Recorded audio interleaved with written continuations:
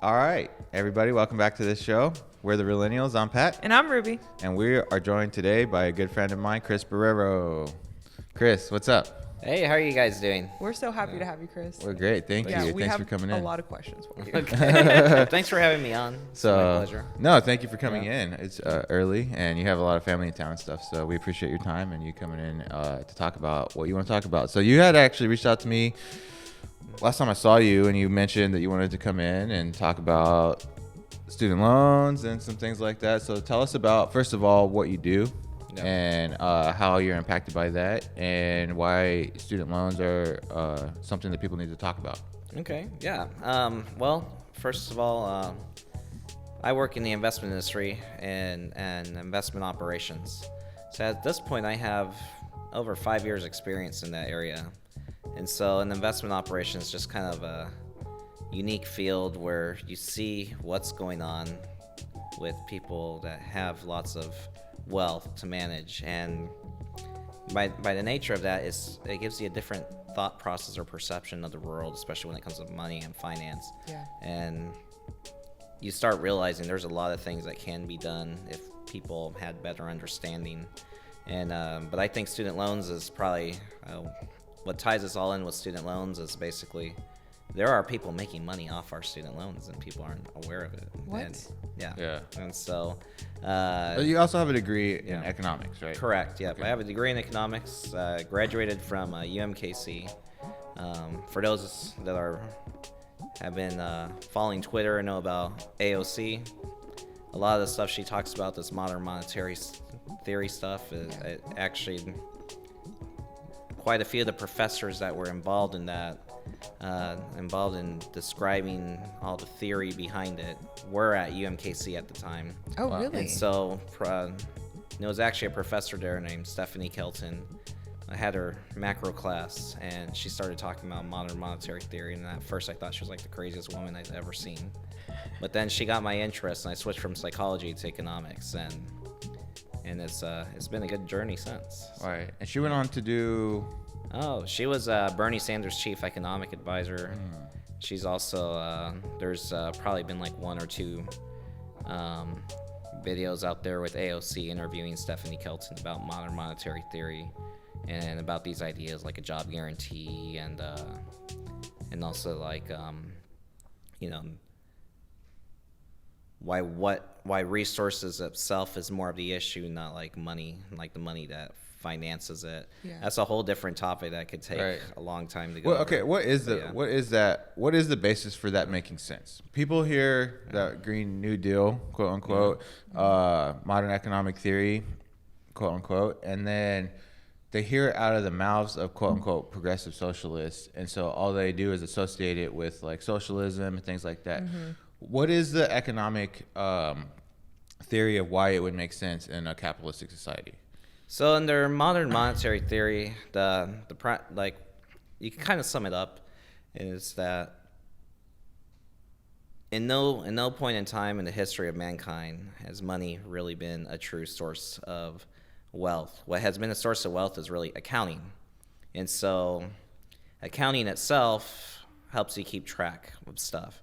And so the stock market actually derives its name from an old English custom where people would get a tally stick and they would mark debts on it that needed to be paid. And then if you owned a tally stick, that means someone owed you a debt. And so if you wanted to exchange your debt for something else, exchange the debt you're going to be paid on, essentially, or your assets, you break off a stock, and that stock is handed to someone. And so when the stock and the tally come together, it's called a resolved debt. And so until that happens, the debt is out there and people could exchange their pieces of stock. And then they get, once it's collected, that's considered settled and it's a joint stick. I didn't know that. So that's like the stock market. So it used to so it fascinated me because the stock market, you hear it and like, well, I want stock. What does ownership mean? I have stock. Well, literally stock doesn't really describe equity, but that's really what's going on. All right. So, but how does the Green New Deal play into what the system now? So the Green New Deal, how it plays into all this type of topic is it's really focused on the idea that Congress can really push very progressive agendas without endangering the futures of everyone. So because I'm going to view money the way I receive it and the way I have to manage it, it's very hard for me as an individual, right, to hear this stuff and be like, well, you have this pie in the sky idea, but now you're asking me to carry the burden for who knows how many years to make that pie in the sky theory work. And in reality, it's with modern monetary theory, it kind of describes the central banking process. So once you can connect the dots on what someone's saying in this whole monetary theory and policies, you can't unlearn what you learn. So like before you learn it, AOC is crazy, she's nuts, she has no clue what she's talking about. Anyone that's on the same bandwagon, you would even say the same about Bernie Sanders, like he's got to be nuts. How can you give free public education to everyone, etc. And modern monetary theory is a good way of describing how the actual banking system works. How do central banks work? Why does the Federal Reserve work the way it does? Why do some countries like Japan or Australia have huge what they call deficit spending, and how come they don't have big financial crises going on? But why does Greece and Italy have a huge financial crisis going on, or Spain?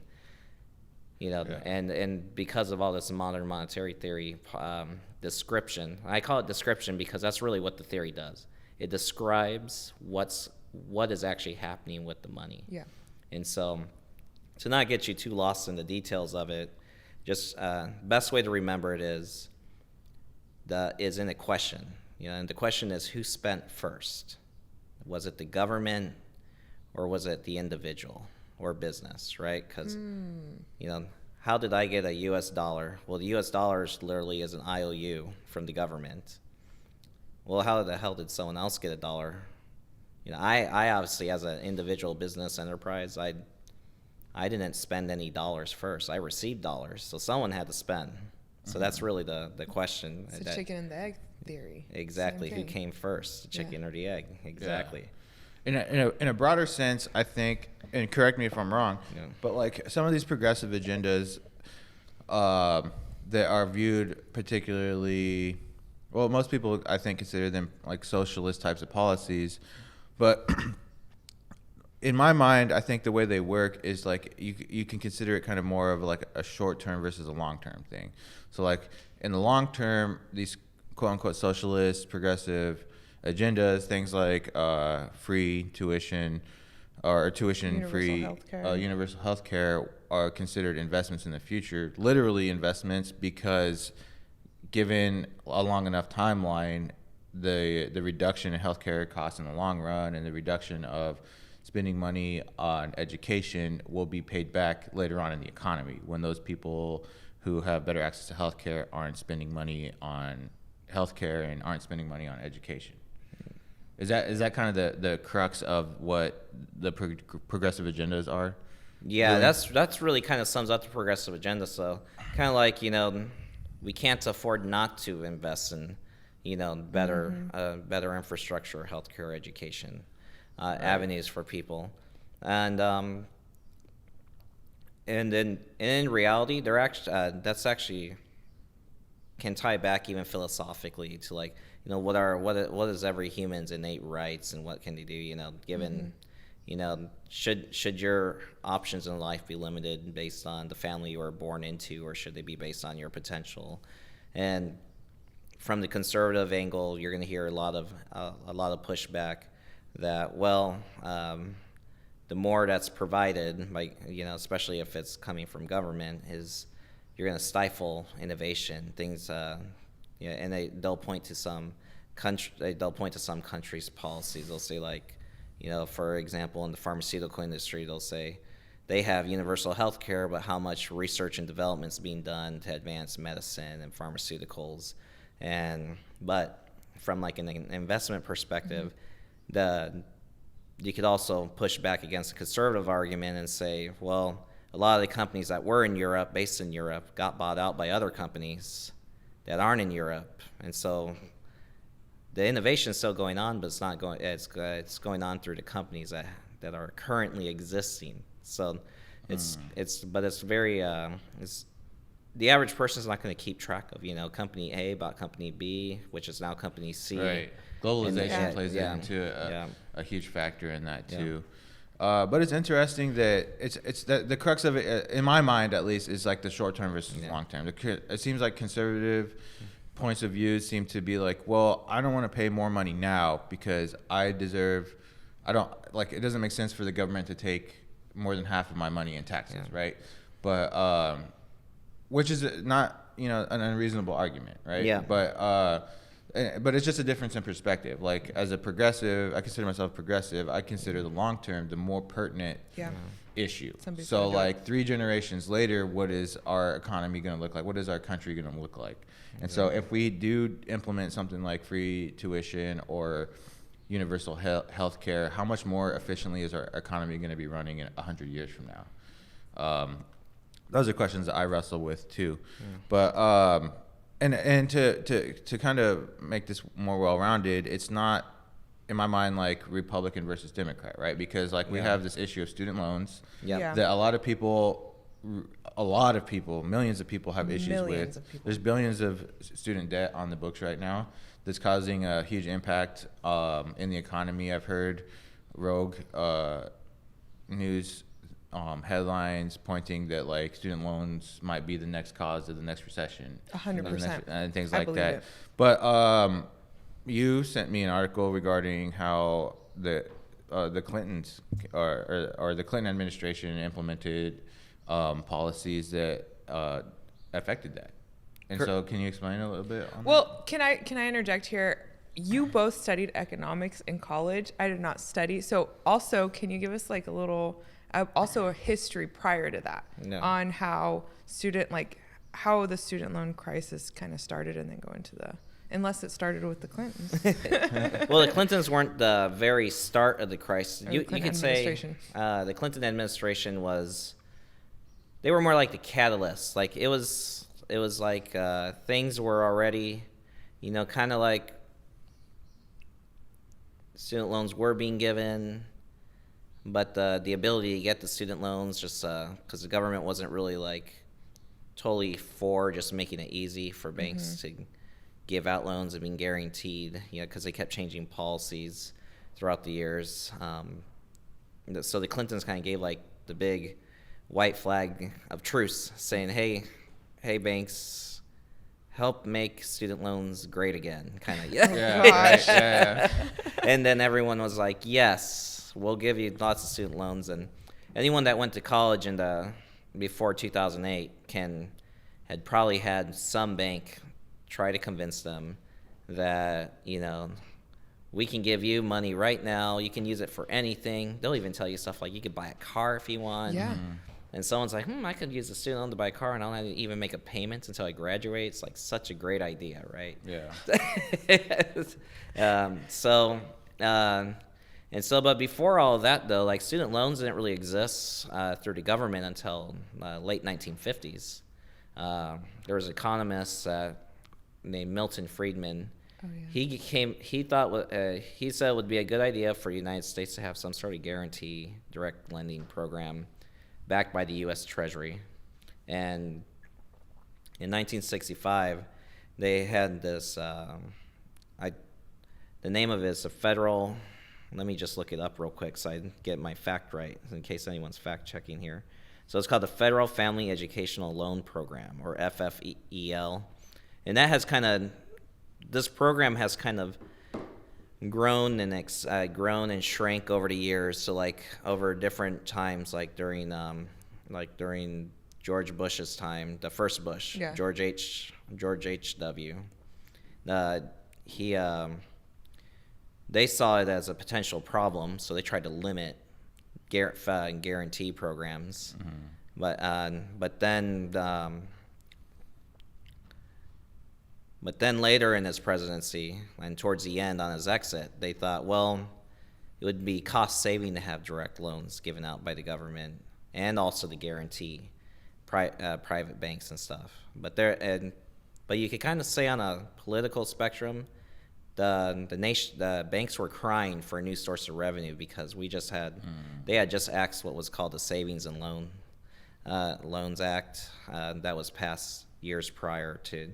That made it really easy for anyone to open up their own bank. So like I could open up a bank, start making out loans, and get them guaranteed by the government. And then if no one pays back the loan, it's all guaranteed by the government, right? So, so when this whole source of banking revenue closes, it's almost like they need another savings and loan option. Yeah. And so prior to 1999, there was an act that was passed called the Glass-Steagall Act. Mm-hmm. You might have heard of it in the web at one time because in 2010 they tried to pass a rule called the Volcker Rule to reenact the Glass-Steagall protection because everyone was really scared with what happened with the market crash, especially on the home mortgage loan crisis, right? Jeez, yeah. The Glass-Steagall Act was basically something that was designed to create kind of separation of functions between like banking and insurance and like the stock market, right? Yeah, to that extent, yeah. I mean, really, what it did is like if I use investment banks couldn't get federal backing on their investments, which meant if they screwed up and lost, they lost. They didn't. There was no taxpayer, source of revenue to pay them back for their bad mistakes, right? So there was just this big cry in the marketplace, you could say, like from the banking side. They really needed another lucrative option, and the savings and loans no longer is possible. So now they don't have the savings and loans market. Yeah. So now they need something to replace it. So the easiest thing to do first was to create a new source of revenue, which is coming through student loans. Oh gosh. Well, student loans themselves, a byproduct of how the lending programs were created was it required more administration at each campus. And but now that the money's easier to get access to for students, now campuses are more focused on how to increase their rankings and things like U.S. News World Report. So exactly. Just real quickly, that was the premise was based on the government guaranteeing loans and increasing banks' willingness to give out loans. Exactly. And so that kind of drove up demand, if you will, I guess, for people wanting student loans and colleges pushing them. Exactly. So and we'll talk more about this here in just 1 second. Yeah. We're going to take a quick break. Thanks for tuning in, everybody. Yeah.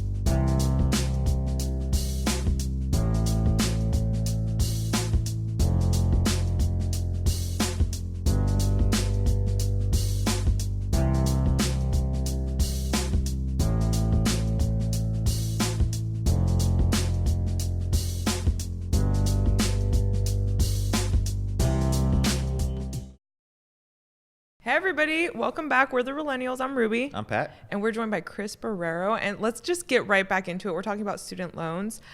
Chris, you were just giving us a rundown on just student loans in general and the history. Well, just real quickly. Oh, yeah. So we touched base on effectively what you're illuminating us on was that after the savings and loans thing went away, banks.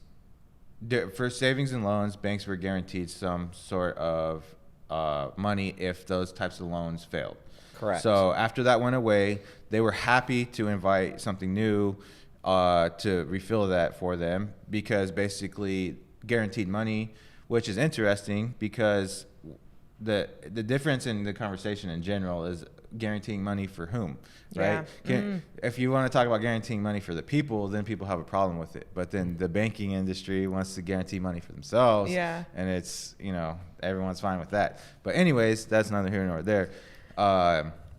What's happened is that people think that like free tuition and student loans and all these things are a problem that like the Democrats are going to come and fix. But a lot of what has happened since the Clinton era has been in response to policies that Bill Clinton put into place, right?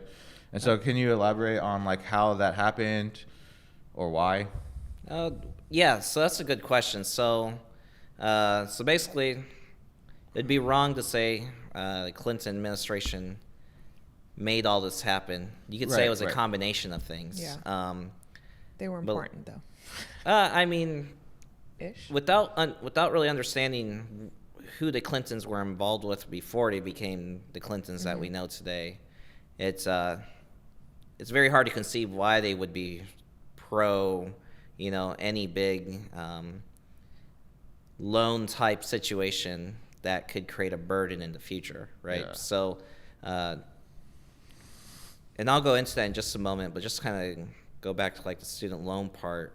I mean, essentially, like between the time the Clintons Bill Clinton took office and the time he left, the college market was seeing this whole new demand in students wanting to go to college, and shortly after they passed spending and expand on federal student loans and guaranteed loans through private lenders through a direct loan program to students, there were anyone that was alive at the time that could remember Hillary Clinton and Bill. She would go on these campaigns and she would talk about, the amount of money you make in your lifetime is $1 million more than if you just have a high school diploma and you have a college degree and you're working.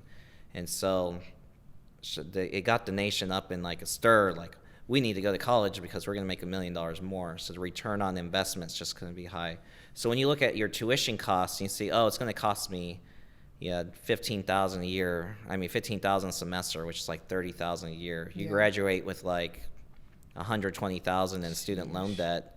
Well, I'm going to make $1 million more, so that was worth it. It that justifies it justifies, right? In your mind, you have this $1 million target figure that tells you I'm going to make $1 million more just by going to college, and so the demand for colleges just went up dramatically. And so colleges, to meet the demand, started creating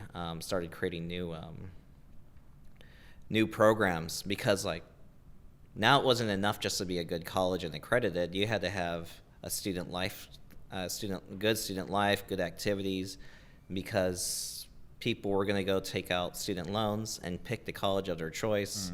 And because of that, you can't just be good. You have to be good and attractive. And to be attractive, you can't just have great professors. You need great student life activities. Sports. You name it. Like it runs the whole gamut. So like that's still going on. Oh yeah, they'll still go on. And we'll like right now that's kind of changing a little bit because out of need during the Obama administration they had to take away some of that loan criteria, that everything went back to directly through the government. Well, now that the government's in charge of the whole student loan program, there is a lot of paperwork and a lot of a lot of due diligence a university or educational institution has to show they're doing to make sure you don't drop out, and to make sure you graduate, and to make sure you have the tools you need to be successful.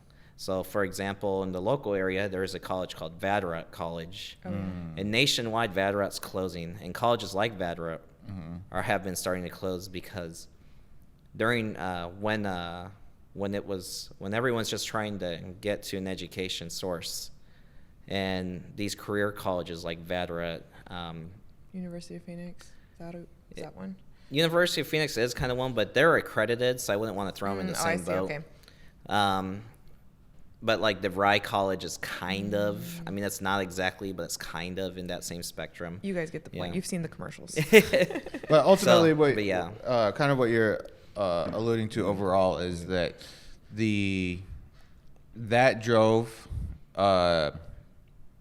demand for loans, right? Exactly. So then, like, what happened is that people started getting more loans, and because the government was guaranteeing these loans, and because more people were going to college, it created an environment that just exponentially increased the cost of college, the tuition. Exactly. The cost of attendance went up dramatically. So when Bill Clinton was in office around 1992, 93, I mean, college tuition at a 4-year state university was right around $4,500.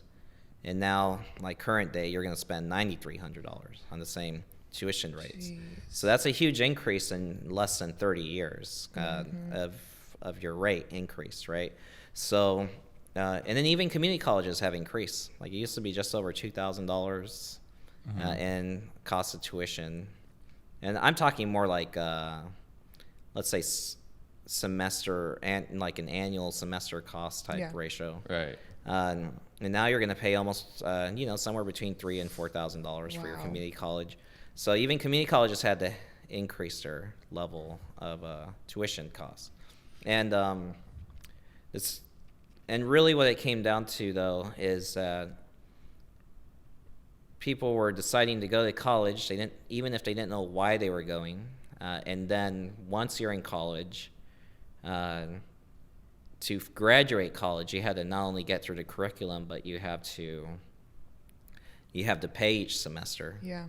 And probably what makes the student loan crisis so such a huge deal right now is, just think of it this way: only about 6 out of 10 people that start a 4-year college degree graduate within 6 years.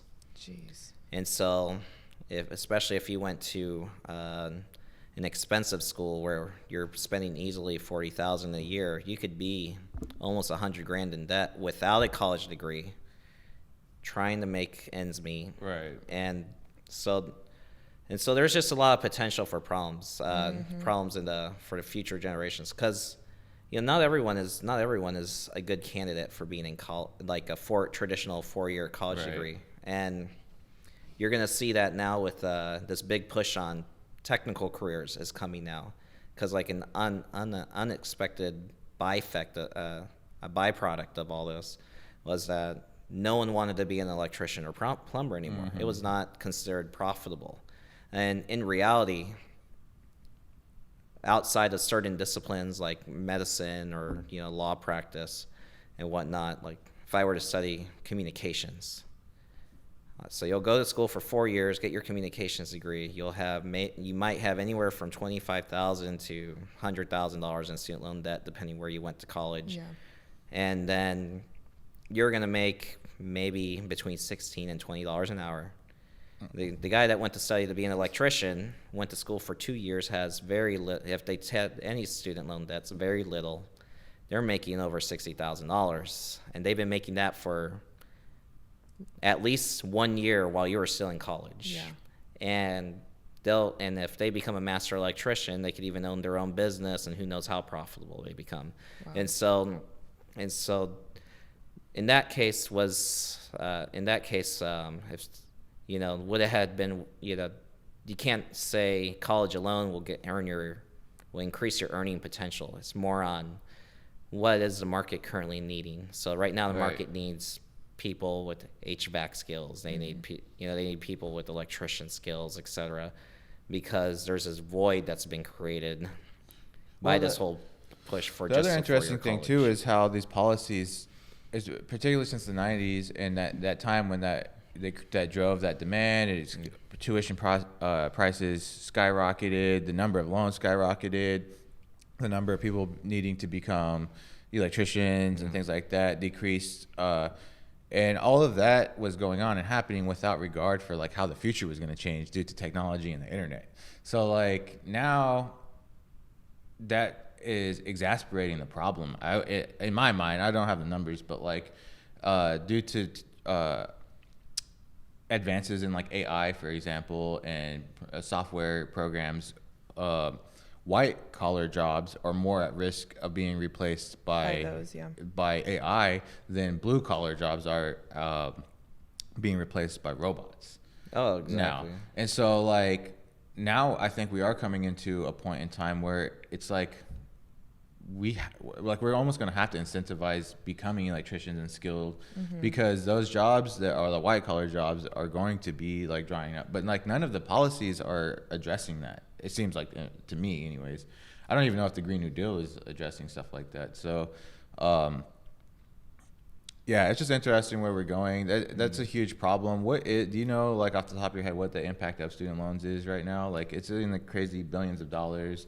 You said only six out of like 10 people even graduate with that 4-year degree within 6 years. What is the implication for the deficit, and like what does that mean? Is the government paying off that debt because it's guaranteed, or what's going on? So many questions. There's like 3 questions there. So let me first start with I'll avoid the pay off the debt part, because that's all. Because we were talking about modern monetary theory earlier. So if you agree with modern monetary theory, that's going to be the least of your concerns on the federal level, not individually, but on the federal level.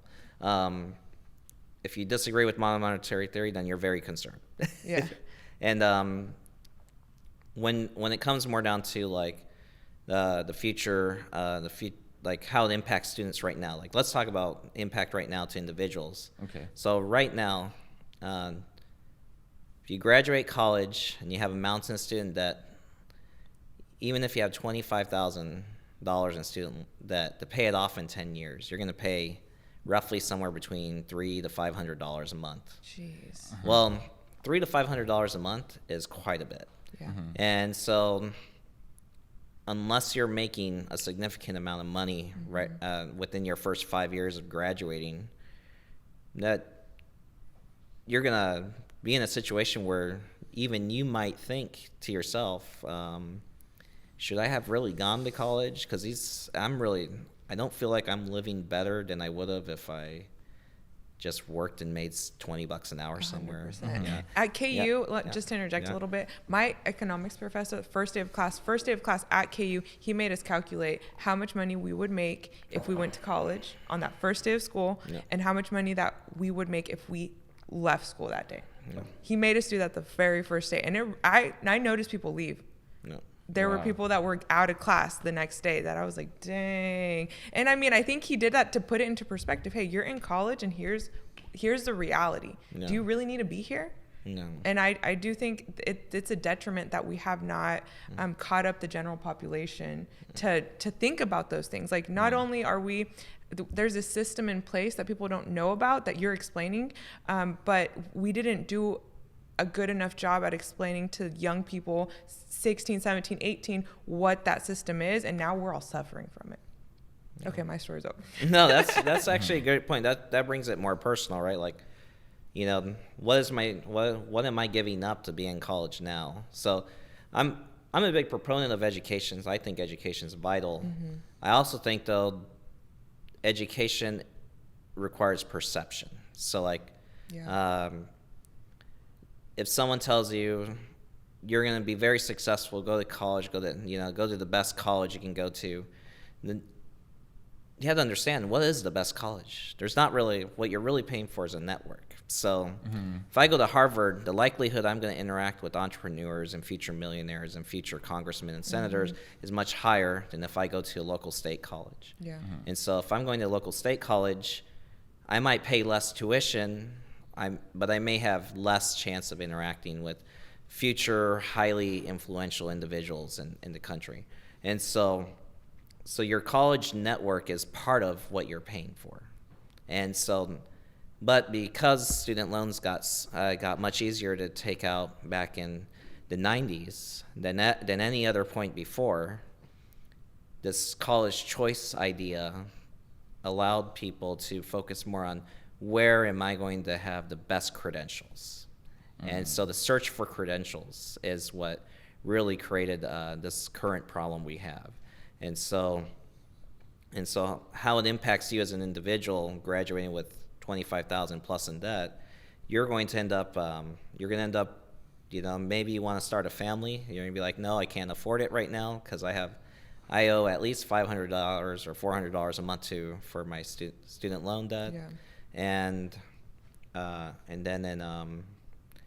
then maybe something like buying a house, you're gonna be like, no, I'm still not ready yet because I know, I don't want to have to deal with any house repairs or anything unexpected, and then plus the commitment factor.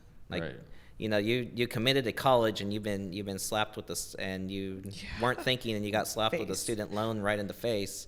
And so now committing to like a house to live permanently might be scarier because right. you already feel kind of burnt by your first commitment. Right. Because you were so committed to college, and now you feel like you're burdened by the debt that you left college with, if you did take out debt. Not everyone does. I will say there are a small percentage of people that do go through scholarships or pay their way. And good for y'all.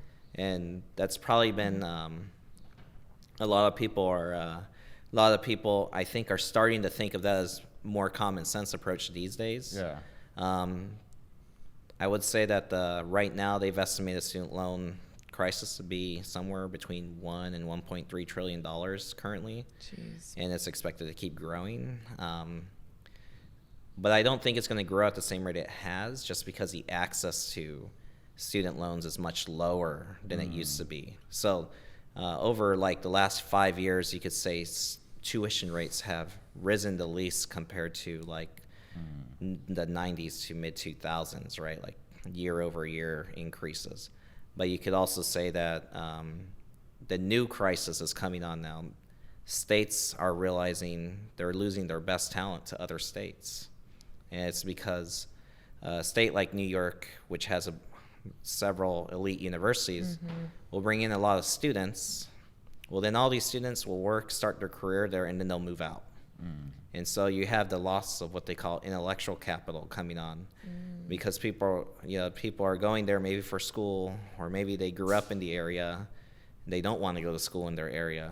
So you just have this whole like migrant patterns going on based on job opportunities, right? And so the state of New York actually implemented a new law. I think it was like right around 2018 that they wanted all their community colleges would be free, but you had to be the criteria would be like being a resident, graduating from a high school in New York State, and then you have to live for a minimum of 10 years post-graduation. Wow. What? That's a long time. In the state of New York, and as a measure to combat this whole loss of intellectual capital, because the state of New York is actually one of the few states that has a city like New York City, but is actually losing more talent out to the surrounding areas or to other states, because everyone will leave the state of New York to go somewhere else due to high cost of living, due to a very competitive job market, etc., and or the dream of owning a house. If you have that dream and you live in New York City, it's a rat race, right? I know a lot of people are feeling this because that's our life as millennials. We're gonna take a break. We'll come back and talk more about that. Yep.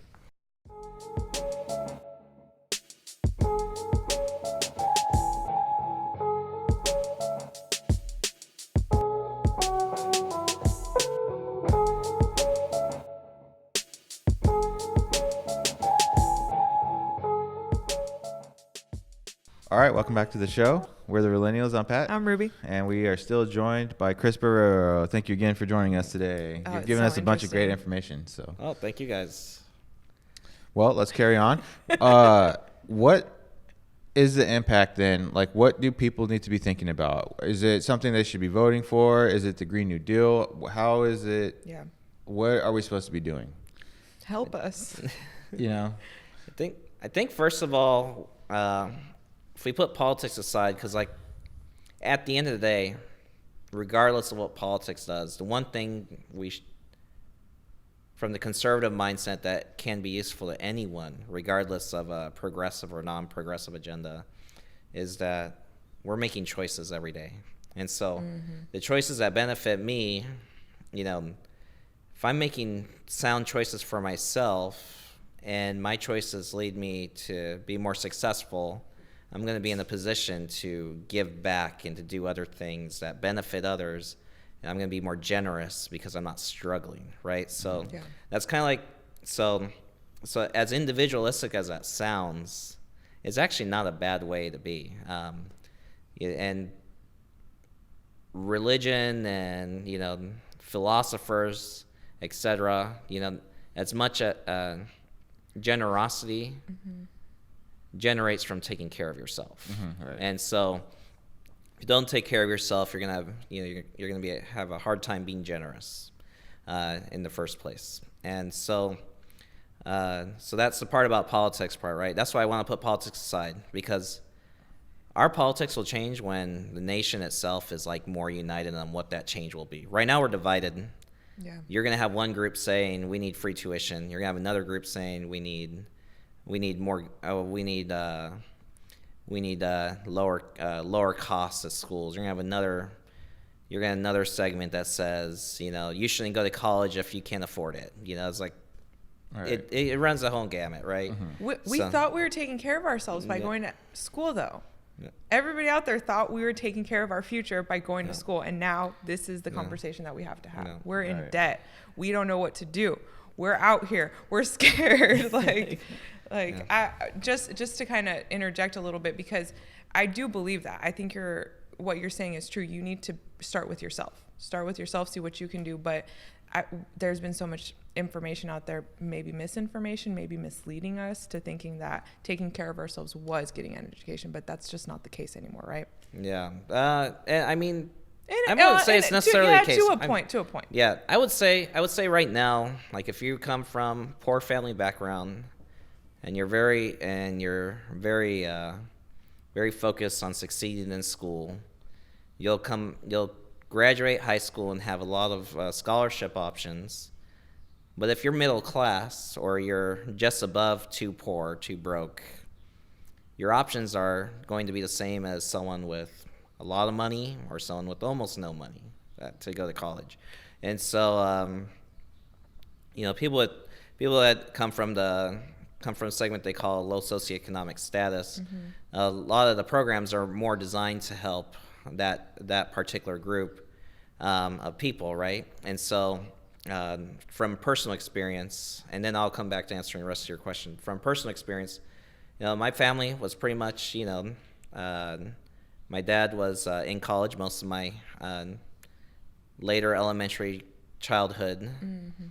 By the time he was making professional level money as an engineer, I'm just hitting freshman year of high school, and I find out about programs and I realize I won't qualify because the programs don't take into account where my family was the first 12 or 14 years of my life. Yeah. It takes into account where my family is at the point I'm graduating. And so that's where I was at too.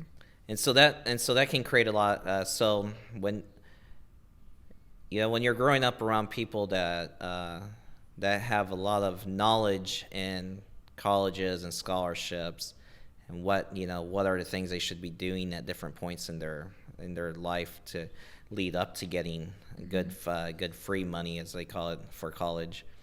You're just not really given that knowledge if the people around you don't know that knowledge, right? And so it will amaze you that there's actually a lot of people from wealthy families that do get scholarships, but it's because there's a culture within their own family units and groups that says, hey, we need you to start doing community service. You're like a little kid. We need you to start doing community service. Yeah. We need you giving back. We need you extracurricular activities, extracurriculars, all that stuff. And then their parents are in careers that afford them the time to help support their children grow in this way. And so they are taking care of themselves. They are doing the right things in that sense. So I would really, really implore and beseech everyone not to get angry at this whole idea of like there's a 1% versus 99%, because there's a lot of parks in this country, and there's a lot of buildings, and there's a lot of things that we use and we enjoy that are all gifts from this wealthy 1%. That's true. So it's not an us versus them type situation, right? And plus, at the end of the day, if you're given the chance to be part of the 1%, unless you just really abhor the idea, you're going to accept it. And you might be very generous because you remember, hey, I remember when I didn't have much. And so it's not necessarily a bad thing.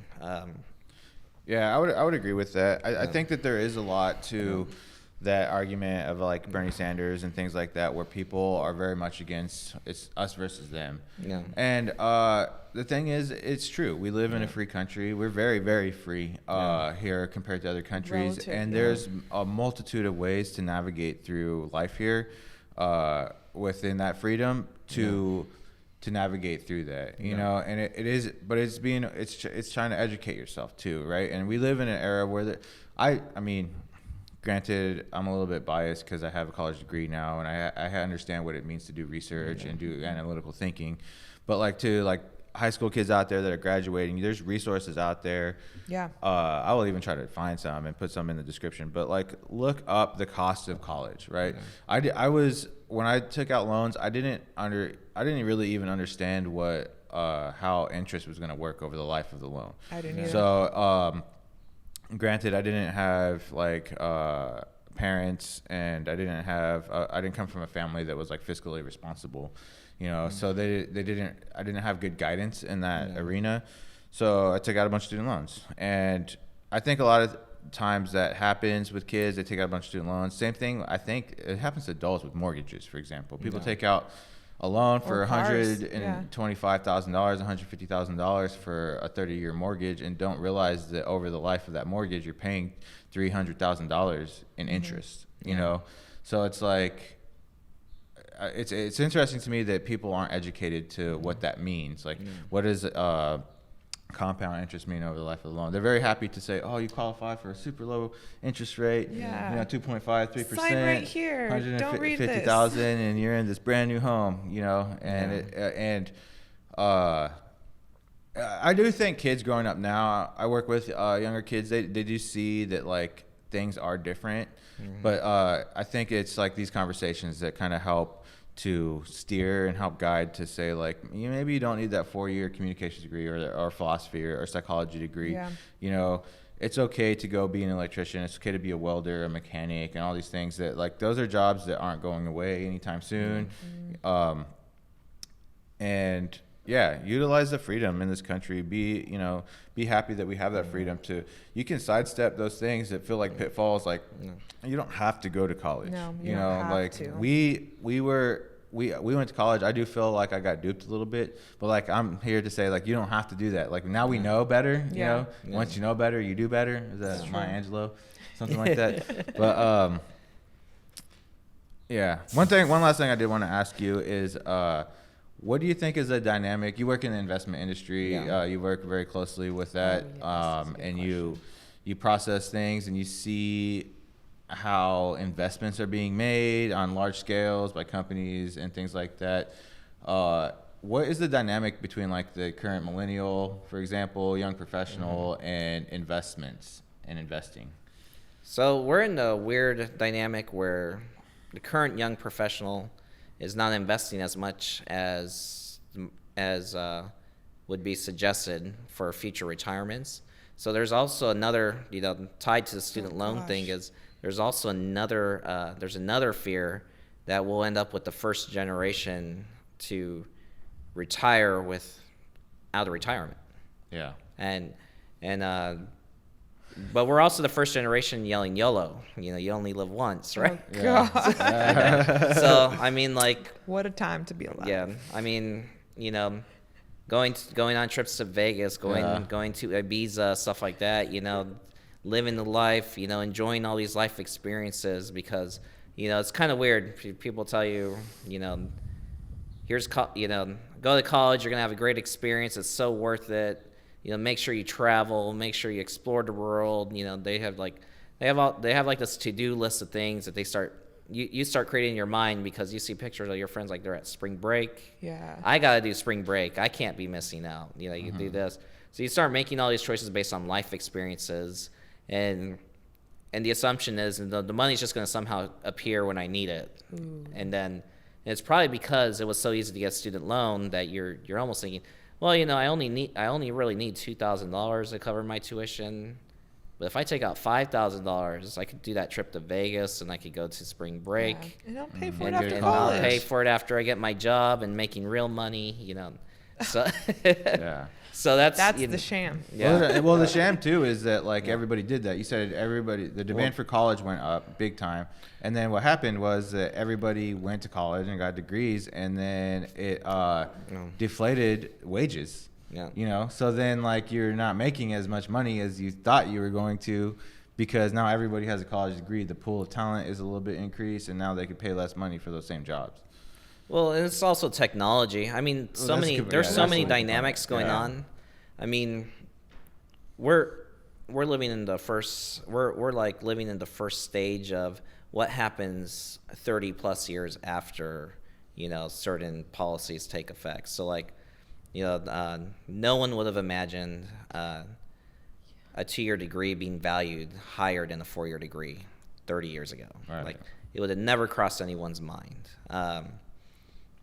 So for example, a topic of engineering, like software engineering, Apple is a company that will actually focus on your skill set, and they hire more people with 2-year degrees than other software companies or hardware service companies, because they know they need in-demand skills at that moment. They need the skills that they need. They don't want to bring someone in with a college degree just because they went to MIT or something. They want someone that knows how to do the job and can do it well. But if you're trying to be a software engineer in the Midwest, the cost of college here is lower, so the expectation you have a 4-year degree is higher, right? But if you're out in California, Stanford's so freaking expensive. I mean, and hard to get into. And so they before they even offered free tuition for people coming from families making under a certain income level, I mean, think about how many high-cost colleges are in California, which is right in the Silicon Valley job market. And they're not necessarily training you for the current industry standard. I mean, that's the biggest complaint in the IT sector is people graduate college, and then the company has to hire them and teach them how to actually do what they're going to do, versus career school that teaches programming will be focused on let's say Python's in demand. They're going to learn Python programming, and they're going to graduate and be ready to go right into a job and basically be doing exactly what they've been learning in school for the last 6 months to 2 years and be right in step. And so that all these factors come into play. I think what's going to have more of an impact though from student loans right now is you're just seeing it. I mean, people are having families at later stages in life. They're buying homes at later stages in life. People are less likely to commit in life because there's this idea there's always something else around the corner. Yeah.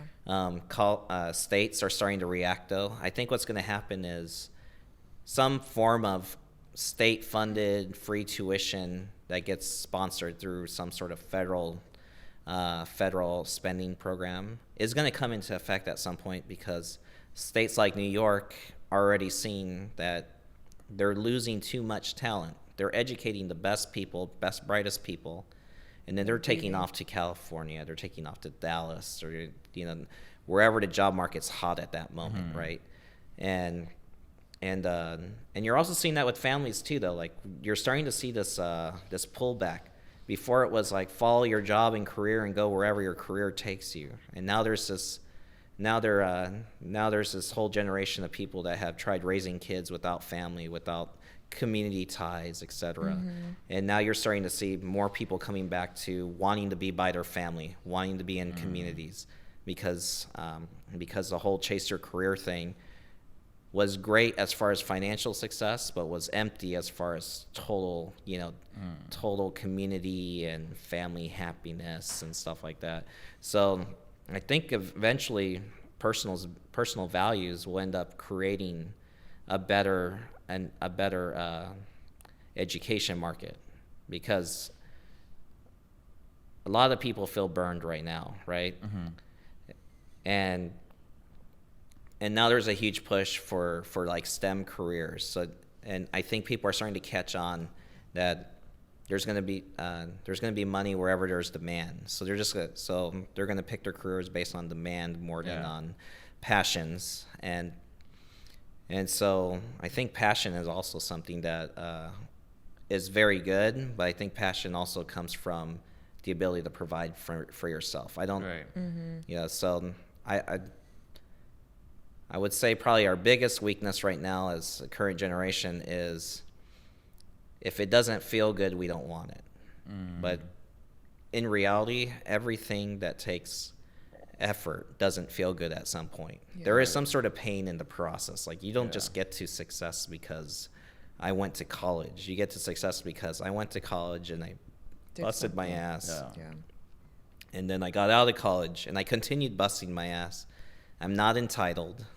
I have and then my career choices are part of my own decision. I can't blame my college for my career not going my direction. I have to do like an internal like view, like, okay, what am I doing? What personal responsibility.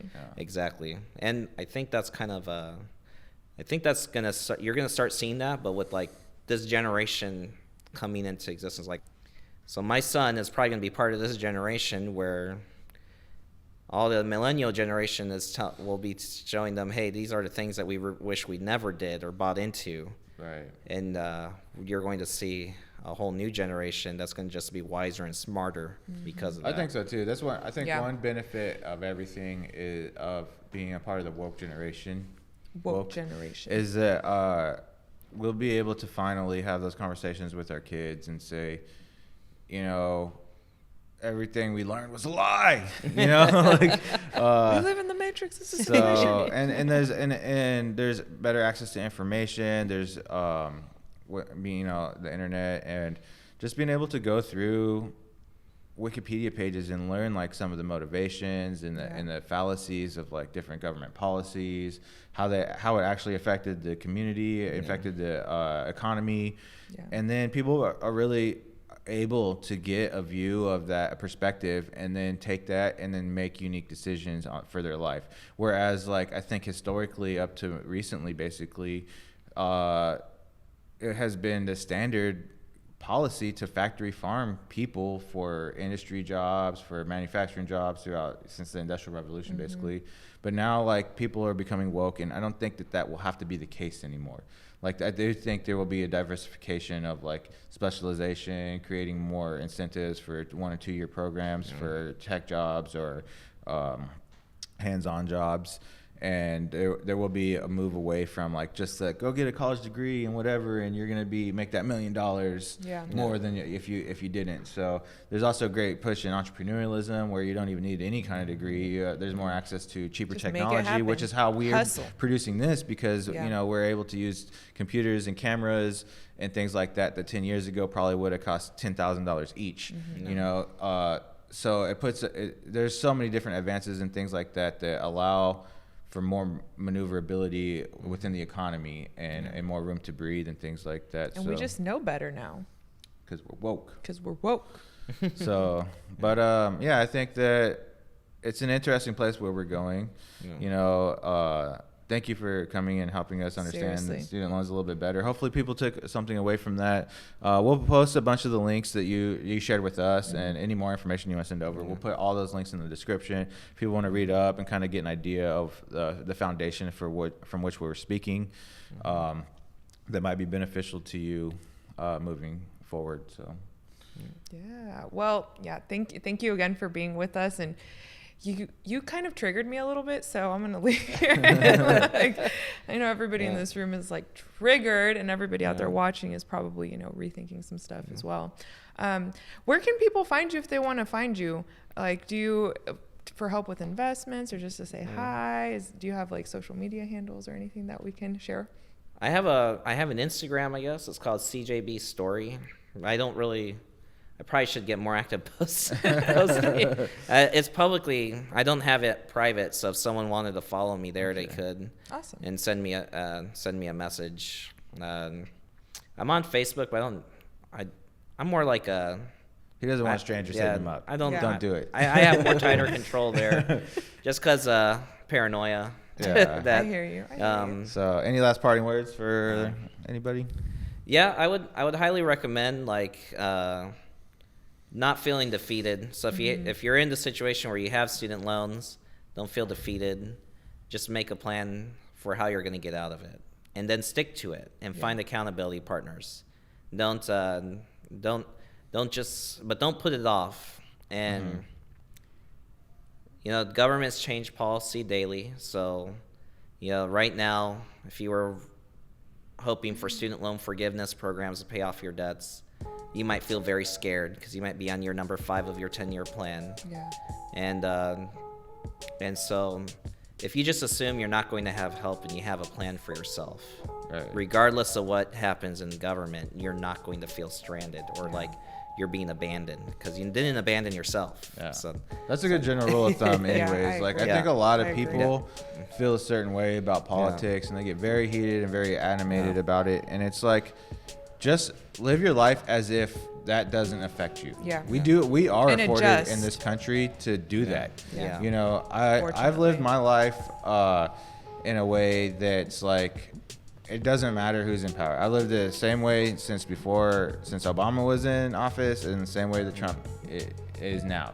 Right. You know what I'm saying? So it's like I have that. We and individuals have the ability to live that life and to consider those things. And like you said, just plan as if you like the government is not going to impact you. Obviously, you want to vote.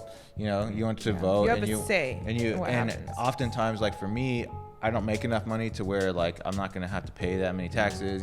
I don't plan on having kids anytime soon, so I don't vote. I don't like abortion, for example, is not something that affects me directly, but like I do consider my vote as a voice for other people who may not be represented, and so that's another reason why it's important to vote. But aside from that, you're able to maneuver and do things and live your life without reliance on the government policies. So that's a good way to live.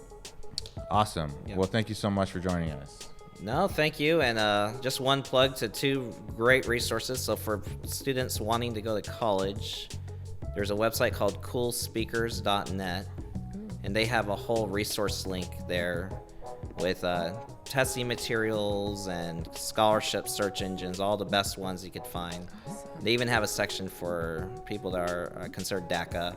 And nice. so it's a very useful resource. And then for those that want to understand more of what AOC is talking about with her policies and why she's not talking about the funding or how do we pay for it, there's neweconomicperspectives.org. They have a modern monetary theory primer there, and then there's links to an actual book if you want to get more nerdy into it. Okay, that's great. And it's I think they're 2 great resources to kind of just peruse through and get a better idea of what is all this new conversation, new Green Deal, and why it may or may not be feasible. So. Just do your research. Stop just listening to sound bites. Ask questions. And figure out what people are actually talking about before you start jumping to conclusions off of sound bites. All right, well, that's all we have time for today. Thanks for tuning into the Realennials. I'm Pat. I'm Ruby. And thanks again, Chris, for joining us. We'll see you guys next time. Bye, fam.